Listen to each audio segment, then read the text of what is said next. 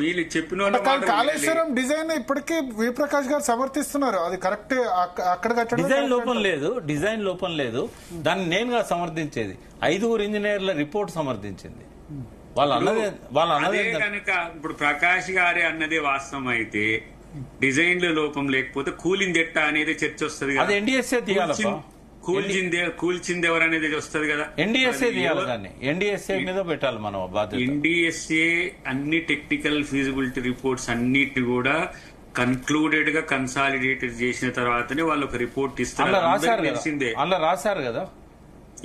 ఇంకా లోతుగా అధ్యయనం చేయాలి, దీని కారణాలు ఏందో అన్వేషించాలని రాశారు. కారణాలు ఫైనల్. అందుకనే ఇప్పుడు దాంట్లో ఆ రోజు ముఖ్యమంత్రి గారు ఉన్నారు, మీరు అయ్యా మరి ఏమన్నా మీకు తెలుసా అని వారిని పిలిచి అడుగుతున్నారు. కాబట్టి అలా ఇరిగేషన్ మంత్రి ఉన్నారు, మీకేమైనా చెప్పిండ్రా, ఎవరు చెప్పారు, మరి ఇల్లేమో ఎవరు చెప్పలేదు అంటున్నారు, ఈ డిజైన్ ఎవరు అంటే నాకేం తెలియదు అంటున్నారు అని చెప్పి పిలుస్తున్నారు. లేకపోతే అక్కడతోనే ఆయన ముందున్న ప్రశ్నలలో ఈ డిజైన్ లోపం ఉందా ఇవన్నీ కూడా ఉంటాయి, డెఫినెట్ గా ఉంటాయి. దయాకర్ ఏ రాష్ట్రంలో కాదు ఈ ప్రకాశన, నీకు తెలుసు ఏ రాష్ట్రంలో అయినా ఈ భూప్రపంచం మీద ఒక ప్రాజెక్టు వయబిలిటీ అనేది డైలమాల పడితే ఆ ప్రాజెక్ట్ డిజైన్ చేసిన ఇంజనీర్ మీద చర్చ వస్తుంది. ఇప్పుడు అట్లా వస్తుందా? ఎందుకు ఆ స్థితి వచ్చింది? ఎవరినైనా ఇప్పుడు కట్టిన దీని మీద విచారణ జరగదు అక్కడ. ఇది ఎందుకు కూలింది అనే దాని మీద విచారణ జరగదు. ఎందుకంటే అది తేల్చాల్సింది ఘోష్ గారు కాదు, ఎన్డీఎస్ఏ. ఆయన ఇప్పటిదాకా వెయిట్ చేసింది ఏంటంటే అదేమన్నా వస్తుంది. రిపోర్ట్ ఏమిచ్చిందో నీకు తెలుసు కదా. తెలిసే ఇప్పుడు అలా ఏమన్నారంటే ఇంపార్టెంట్ క్వశ్చన్ ఏంది, ఎందుకు కూలింది అనేది కదా అప్పటి నుంచి చర్చలో కూడా. అవును, దాని మీద ఏమన్నారంటే ఇంకా నిపుణులను అపాయింట్ చేసి లోతుగా అధ్యయనం చేసి కారణాలు అన్వేషించాలన్నాడు. లేదు, వాళ్ళు సరిపోలేదు. వాళ్ళు ఆ కారణాలు ఏమైనా కేసీఆర్ గారు హరీష్ రావు గారు చెప్తారేమో చూద్దాం. దాని కొరకు కాళేశ్వరంపై జస్టిస్ పినాకి చంద్ర ఘోష్ కమిషన్ ఏం తేల్చబోతుంది అంటే వాళ్ళు ఏవైతే ఆరోపణలు చేశారో, కేసీఆర్ టైం ఇవ్వలేదు మాకు డిజైన్ చేయడంలో, ఇంకో కొంచెం టైం అవసరం ఉండే, డిజైన్ తప్పని చెప్పలే వాళ్ళు. అది ఇట్లాంటివి నిజమేనా అని అడుగుతారు, అంతకుమించి ఏముండదు.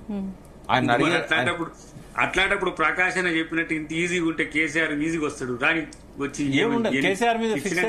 కేసీఆర్ గారి మీద ఫిక్స్ అయ్యే ఆరోపణ ఒక్కటి కూడా లేదాడ. మనం అన్ని పేపర్లలో చూసాం. ఎందుకంటే ఘోష్ గారు ఏం చేశారంటే బహిరంగ విచారణ చేశారు, ఎవరిని ఎగ్జామిన్ చేశారు. రేపు కేసీఆర్ గారిని కూడా కెమెరా లేదు, ఓపెన్ గా కెమెరాల ముందు చేస్తాడు ఆయన. అంటే కెమెరా లేకున్నా రిపోర్టర్స్ ఉంటారు, మీడియా అందరి ముందడే చేస్తున్నాడు. ఇప్పటిదాకా జరిగిన ప్రతి విచారణ మీడియాలో వచ్చింది. వాళ్ళు చేసిన ఆరోపణలు కూడా వచ్చాయి. ఒక 7-8 ఆరోపణలు కేసీఆర్ మీద ఉంటాయి. కేసీఆర్ చెప్తేనే నిధులు ఇచ్చామనో, లేకపోతే కేసీఆర్ డిజైన్ విషయంలో తొందర పెట్టాడనో ఇట్లే ఉన్నాయి తప్ప కేసీఆర్ మమ్మల్ని ఇక్కడ కట్టమన్నాడు అని ఎవరు చెప్పలే. ఇప్పుడు కమిషన్ ఇచ్చే నివేదిక తర్వాత తెలంగాణ రాజకీయాలు అట్లా ఒకటి. ఇప్పుడు దీని ప్రమాదం అని కాసేపు అనుకున్నట్టయితే ప్రమాదానికి కారణాలు తెలియడం అనేది అవసరం. అది నిజంగానే కేసీఆర్ తప్పిదం అయితే జైలు పోని, నేనేమి దాన్ని డిఫెండ్ చేయను నేను. బట్ ఇక్కడ పీసీ ఘోష్ గారి ముందున్నాయి చాలా లిమిటెడ్ అంశాలు. ఫస్టే చెప్పాను, పరిధి చాలా చిన్నది. వాళ్ళు ఇచ్చిన దానిలో కేసీఆర్ని అడగాల్సిన ప్రశ్నలను ఆయన సపరేట్ చేసి వాటి మీద విచారణ జరుగుతుంది. ఆయన ఓవరాల్ జడ్జిమెంట్ ఇస్తాడు, ఒక కమిషన్ రిపోర్ట్ ఇస్తాడు. ఇచ్చిన తర్వాత ఇప్పుడు విద్యుత్ మీద కమిషన్ వేశారు, రిపోర్ట్ ఇచ్చి చాలా కాలమైంది. ఆ రిపోర్ట్ ఇప్పటి వరకు వెలుగు చూడలే. నన్ను కరెక్ట్ చేయండి ఒకవేళ దాని మీద ఏమన్నా బయట మీడియాలో వచ్చింది అని అంటే. ఇది కూడా అంతే అవుతుంది. ఎందుకంటే ఇలా కొండను దావి ఎలకని పట్టడానికి కూడా బీఆర్ఎస్ వాళ్ళకి చెప్పు ఏమున్నదా దీంట్లో అవుతుంది. మరి కమిషన్ నాకు బీఆర్ఎస్ కంటే నువ్వే దగ్గర, బీఆర్ఎస్ కంటే నువ్వే దగ్గర నాకు.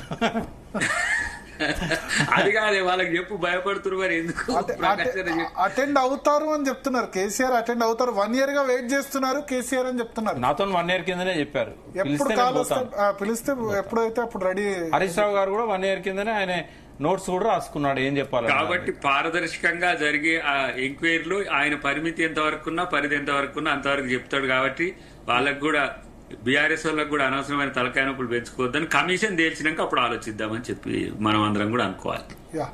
సో థ్యాంక్ యూ దయాకర్ గారు, వి ప్రకాష్ గారు.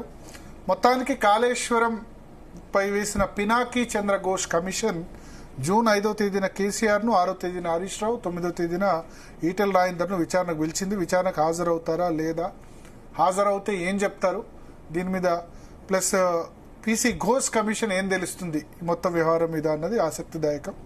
ఇది ఇవాల్టి DNA. Stay tune to Zee Telugu news. Commission నోటీసులు ఇవ్వడం రాజకీయ దుమారం రేపుతోంది. కమిషన్ గడువు పొడిగించిన వెంటనే